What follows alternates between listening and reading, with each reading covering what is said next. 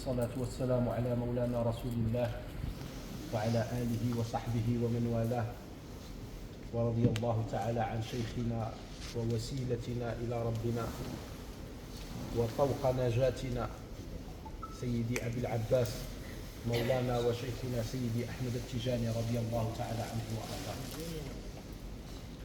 Premièrement, permettez-moi de me présenter, même si je connais beaucoup parmi vous, masha'Allah, mais je vois que cette année, par la grâce de Dieu, il y a des personnes qu'on voit pour la première fois. Voilà. Et Inch'Allah, qu'on ne va pas voir pour la dernière fois. Inch'Allah. Mon nom, c'est Chérif Dr Taïb, fils de Chérif Ahmed, fils de Chérif Boun Salim, fils de Chérif Mohamed al-Kabir, fils de Chérif Mohamed al-Bashir, fils de Chérif Mohamed al-Habib, fils de Cheikh Ahmed Tijan Chérif radiyallahu ta'ala anhu wa ardah. Je représente la 5e génération de Cheikh Ahmed Tijan radiyallahu ta'ala anhu ici même à sa zawiya bénite à Fès. Je suis également docteur, lauréat de l'université Cheikh Anta Diop de Dakar. Alhamdulillah Rabbil Alamin. Donc je saisis cette occasion d'être parmi les talibés de mon grand-père radiyallahu ta'ala anhu pour vous souhaiter d'abord la bienvenue et prier pour vous qu'Allah fasse que ce ne soit pas la dernière fois et que Dieu exauce tous vos souhaits, Inch'Allah Rabbi. Et on saisit cette occasion également du mois du Gamou, Mawlidur Rasouli sallallahu alayhi wa sallam, pour transmettre à Cheikh Ahmed Tijani, au prophète Sayyidina Muhammad sallallahu alayhi wa sallam et au bon Dieu, toutes nos prières, que ce soit envers nous-mêmes, envers nos familles, envers nos amis et même envers nos ennemis. Parce qu'il faut savoir avant tout que pour venir ici à la Zawiya de Cheikh Ahmed Tijani radiyallahu ta'ala anhu, il est impératif de recevoir une invitation ou bien une convocation de Cheikh Ahmed Tijani radiyallahu ta'ala anhu. Si il vous convoque, vous allez venir que vous le voulez ou non. S'il ne vous invite pas, wallahi, même si le ciel s'écroule sur la terre, vous n'allez pas venir. Mais si vous êtes là aujourd'hui et maintenant, dans cet instant même, présent ici à Fès, ça veut dire que Cheikh Tijani vous a invité. Mais il faut savoir quelque chose. Les talibés de Cheikh Ahmed Tijani radiyallahu ta'ala anhu, leur nombre à travers le monde entier, il est de 350 millions de Tijans. Ça, c'était en 2019. 350 millions de Tijans.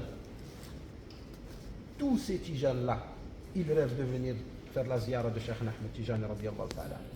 Peu importe ils sont où, peu importe le rang social, peu importe le moyen qu'ils ont, peu importe l'effet de la santé, ils veulent tous venir faire la ziyara. Mais ceux que Cheikh Tijani radiyallahu ta'ala anhu a invités par la grâce de Dieu, seules ces personnes-là ont eu la chance de venir faire la ziyara. Donc, vous êtes là pour représenter toutes les personnes à travers le monde entier qui n'ont pas pu venir et qui n'ont pas eu la chance de venir. C'est comme si vous étiez des représentants pour toutes ces personnes. Donc, vous avez l'obligation de prier pour eux, pour leur famille, pour leurs amis et pour tout leur entourage, comme si eux-mêmes ils étaient venus.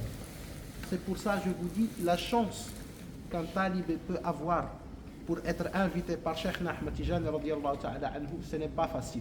Ce n'est pas une chance que tout le monde a eu. Donc les personnes qui se sont fait inviter par Cheikh Ahmed Tijani radiyallahu ta'ala anhu plusieurs fois, eux encore ils ont plus de chance, mais aussi plus de responsabilité. Parce que s'il vient la prochaine fois, la première fois, la deuxième fois, la troisième fois, la quatrième fois, et il oublie une personne qui n'a pas prié pour cette personne-là va leur dire le jour du jugement, pourquoi tu n'as pas prié pour moi, alors que tu étais là-bas en mon nom. Donc vous avez eu de la chance, mais vous avez aussi de la responsabilité envers tout votre entourage, et même les personnes que vous ne connaissez pas. Donc tant que vous êtes devant Cheikh Ahmed Tijani radiyallahu ta'ala anhu, saisissez cette chance. Et priez autant que vous pouvez. Et encore plus que ça, vous avez été invité dans une période qu'on considère bénite. Le Gamou et le Gamouat. Mawlidur Rasouli sallallahu alayhi wa sallam. La naissance du prophète sallallahu alayhi wa sallam. Et comme j'ai l'habitude de dire, on ne fête pas la naissance, sauf si on connaît la vraie valeur de celui qui est né. Les gens qui doutent du Mawlid al-Rasouli sallallahu alayhi wa sallam et qui doutent de ce qu'on fait pendant le Mawlid du prophète Sayyidina Muhammad sallallahu alayhi wa sallam, on ne les plaint pas. Wallahi, on ne les plaint pas. Parce que s'ils ont su la vraie valeur du prophète Sayyidina Muhammad sallallahu alayhi wa sallam, ils seraient les premiers à se mettre devant pour fêter la naissance du prophète sallallahu alayhi wa sallam. S'ils savaient la vraie valeur du prophète sallallahu alayhi wa sallam, ils allaient être au premier rang. C'est eux-mêmes qui allaient tout organiser. Mais c'est comme ça. C'est comme ça. Si Dieu décide de quelque chose, elle sera faite. Si le prophète sallallahu alayhi wa sallam qui nous a invités à être dans son cercle, parce qu'on ne fait pas partir comme ça tout simplement d'un cercle du prophète sallallahu alayhi wa sallam ou bien du cercle de Cheikh Ahmed Tijani radiyallahu ta'ala anhu. C'est quelque chose qui est écrit bien avant notre naissance. C'est quelque chose que ce n'est pas à nous de décider à 100%. Et je sais ce que je dis. Parce que le fait de suivre le prophète sallallahu alayhi wa sallam, c'est un immense honneur. C'est un honneur qu'on ne peut même pas capter par notre pensée limitée d'humain, d'être humain et de pécheur. On ne peut pas comprendre ça. On ne peut pas avoir le choix de suivre le prophète sallallahu alayhi wa sallam de notre plein gré ou non.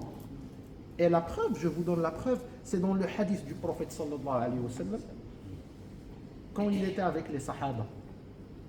Et là, il s'est mis à pleurer, sallallahu alayhi wa sallam. Le prophète, il s'est mis à pleurer alors qu'il est devant les sahaba. Les sahaba lui demandent, qu'est-ce qui vous fait pleurer, ô prophète?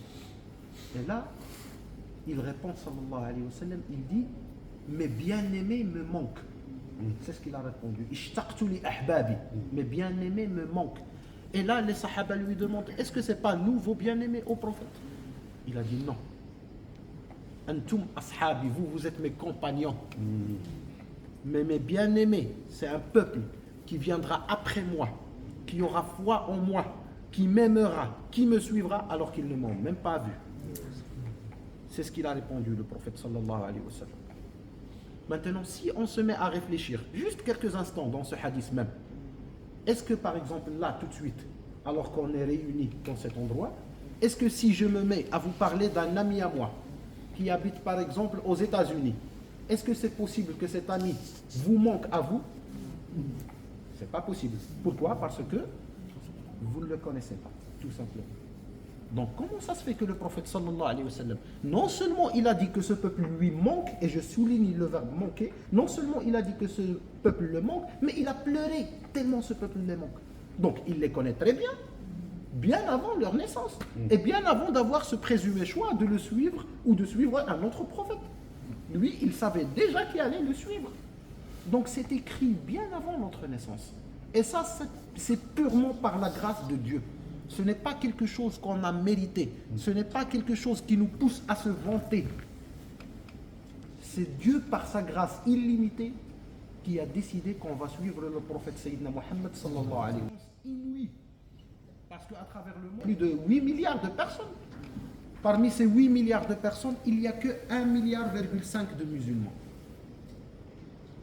Donc déjà le fait de faire partir de ces 1,5 milliard de personnes, c'est une grâce immense.